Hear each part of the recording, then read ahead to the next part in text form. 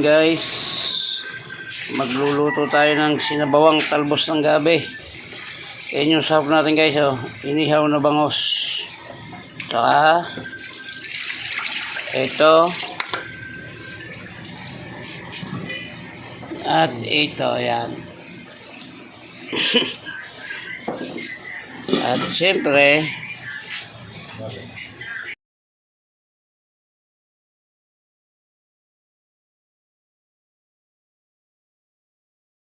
yan guys, lalagay natin yung ating talbos ng gabi para maluto ng gusto. At pag hindi ito naluto ng gusto ay ano to, may kate. Yan, tatakpan natin.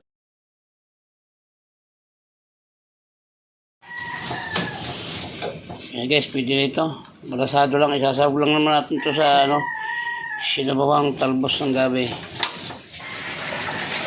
Yan guys, medyo malambot na siya. Ilalagay natin yung ating sibuyas at saka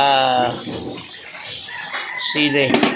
Ilalagay na natin yung sahog na ano para lumasa siya sa gulay. Yan, no?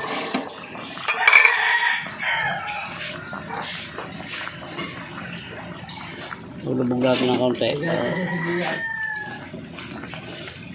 Yan, mamaya natin lalagyan ng timplayan ng bitchin. May asin na yan guys. Sige, lagyan natin ng bitchin.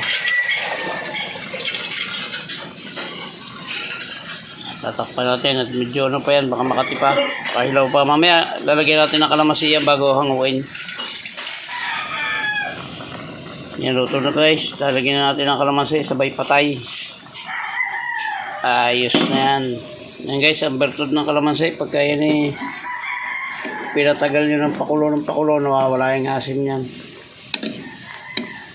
Titikman natin guys.